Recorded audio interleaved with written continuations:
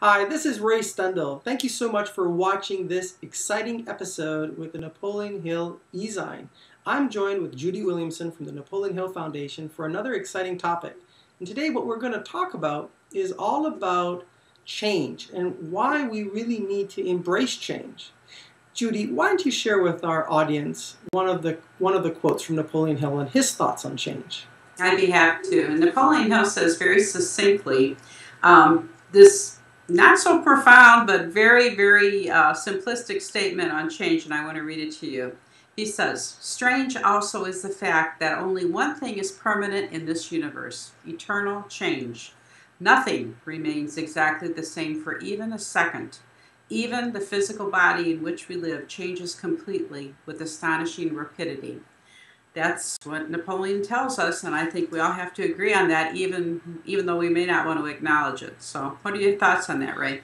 Well, I absolutely agree. I mean, change is a part of life. Everything is changing. Our bodies are changing, our jobs are changing, our businesses are changing, the economy is changing. Change is a constant. And I think the most successful people, at least one of the attributes that they have, is that they have the ability to adapt to change. And I think that's something we really need to explore in this video of how do we adapt to change and how do we really be productive while change is occurring. And as I was thinking about this, Judy, it kind of got me back to thinking about the law of cycles and understanding, as we talk about in this edition of the newsletter, we talk about, for example, seasons changing. And we can think about the tide comes in, the tide goes out. There's a cycle.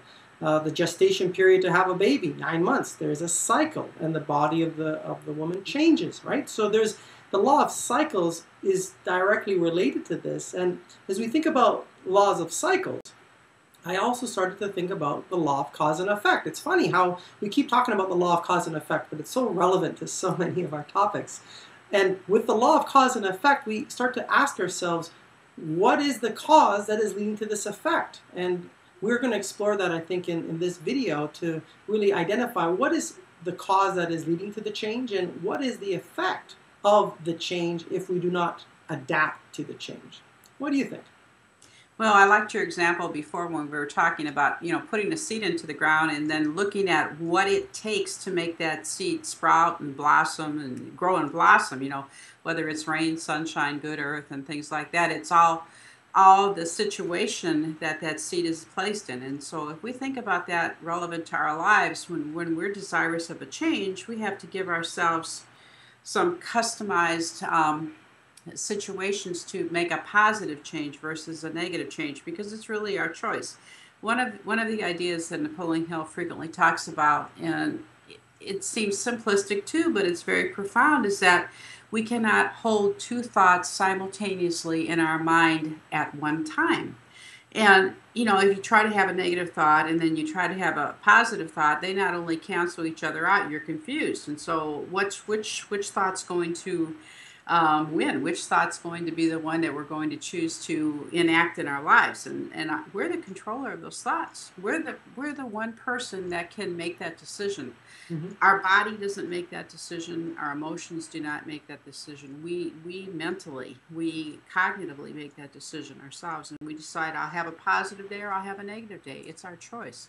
And that's a profound opportunity in our lives too. Even though we go through the eternal process of change, whether it's good or bad change as we may decide to describe it, we control the outcome, good or bad. Oh, that's a fantastic point. And that really ties into perception and how we perceive things around us, which makes me think of this phrase called objective reality. So reality, there is one reality. The question is, how do we perceive it? And then how do we then respond to our perceptions? And then we have to pay the consequences, good or bad, based on our perceptions. So I think step number one when we deal with change is we need to embrace objective reality. We need to be rational and take a look at what are the inputs, outputs, what's the cause, what's the effect, why are things changing, understand it, accept it that it's changing, and then really then spend the majority of our time in a positive mental attitude of how we are going to be successful in adapting to the change. I think that's really key. Now, based on kind of what you mentioned and what I just finished talking about, I think that there is an approach that we can recommend to our viewers to consider when change is happening around them, and how do we respond to the change. And we look down from time to time. I made a few notes that it's important that I share this correctly with you. When we have change in our life, one of the things that we feel inside of us, I believe, is fear, frustration, doubt, anxiety, and if untreated, and I don't mean treated medically speaking, but if it's not dealt with, it turns into depression. And we kind of go down this negative spiral of reinforcing this negativity within us. And what does that really lead to? It leads to low self-confidence. And why? Because we don't think we can adapt to the change. Whether that's losing a job or losing an important customer, or we're becoming unhealthy and we're gaining weight, we become depressed because we don't know how to adapt to this change, to reverse it or to change the direction to be in a better position. So as we go through this process, we have to ask ourselves, how do we get ourselves out? How do we get unstuck? How do we get out of this funnel? And Judy, we were talking about this before we started the video here. It comes down to, in many cases, to once we understand that a change is happening, we need to figure out what knowledge we need, what education we need, so that we have the tools in our tool belt to deal with the change. And as we get the tools and the theoretical knowledge, then we need to go and apply that knowledge so that we can get some feedback, also known as results, which could be good or bad. It's feedback. It's not neither good or bad. It's just simply feedback, which we then take and we re-inject back into the cycle to get more knowledge, apply more, and then you're going to get the results that you're hopefully looking for. And what's really amazing at this point is that once you start to build some positive results in your life in a specific area of change, that leads to some self-confidence. You start to have some small wins, which become bigger wins, and then what happens? The level of doubt in our mind, the level of frustration, the depression goes away, the anxiety goes away, because now we know inside of us that we can handle the change. And at that point in time, if something undesirable should happen, we know that we have the tools and the mindset and everything at our fingertips to move forward, and not only just move forward, but to thrive and get to the next level of where we need to be because we've invested in ourselves. What do you think about that, Judy?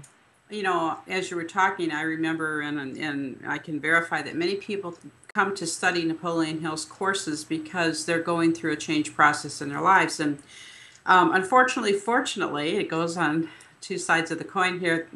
They focus in on learning from adversity and defeat, principle number 13 that Napoleon Hill talks about.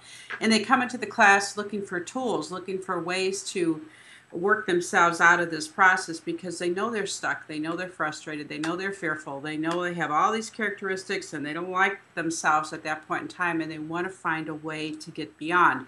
And also they want to understand why they're in that situation that they're in. And one of the teaching tools that we use is, I refer back to Dr. Elizabeth Kubler-Ross, and she, in her career, devoted her entire medical career to studying the death and dying process of children, of terminally ill children. And she came up with the conclusion that they just didn't live and die. They went through a change process that took them from being ill to being dead, essentially. And what she told us was that we need to figure out in our lives too how this process works. And as I studied that process, I said, this is exactly the same thing that we go through with change. We die to our old self and we create a new self. And one of the final steps in her process before the change occurred was depression. And so many people in class say, I'm depressed, I don't know where to go. I said, it's good, because that means you're on almost the last stage of change, and when you get out, you're going to do something really exciting. And, you know, their eyes light up and they say, well, maybe there is hope. Maybe there's some way I can get beyond this. And I think just looking at that process and noting that it doesn't happen instantaneously overnight. We don't get better tomorrow if we feel down today. But it's a sequential process that we can create opportunities in our lives to become more positively minded people just by localizing where we're at right now and anticipating where we want to be in the future. And I know it does work. I've seen remarkable accomplishments for people in the classroom when they've had this situation, whether it's a death in the family, it's problems with children, it's problems with companions, relationships are bad, whatever. They may have their own drug, alcohol, and abuse problems. And when they can pinpoint it and they can identify it and look at the process, they begin to find the way out of the spiral that you talked about. And instead of funneling down, they're cycling up. And it's a good way to be. Oh, what a wonderful perspective. That's very interesting. You know, it also kind of got me thinking about it. If you think about in your life where you've had the greatest upward mobility, whether that would be in a relationship, whether that would be in your job or a pay increase, or going from being unhealthy and, for lack of a better word, fat, to becoming athletic and being in better shape, being healthier. If you think about these examples, one of the things I have noticed, at least in my life, is that we, as you know, respond to both pain and pleasure. These are our two major things that cause us to move. When we ultimately get to the point where we're like unhappy, we are like, enough is enough. And, in most cases, not all, because certain cases of change, like talking about a death in the family or things of that nature, it's certainly a different situation. But if we think about business, if we think about our health, if we think about relationships, and many times it's these lows that permit us to really step out and allows the new highs to take place. And I think when we acknowledge and realize, and we talk about the idea of cycles, which we talked about earlier in a previous video, is when there is a low, it allows us to have momentum to build to a new high, and to embrace it and realize it, that that is going to help feed you and push you along.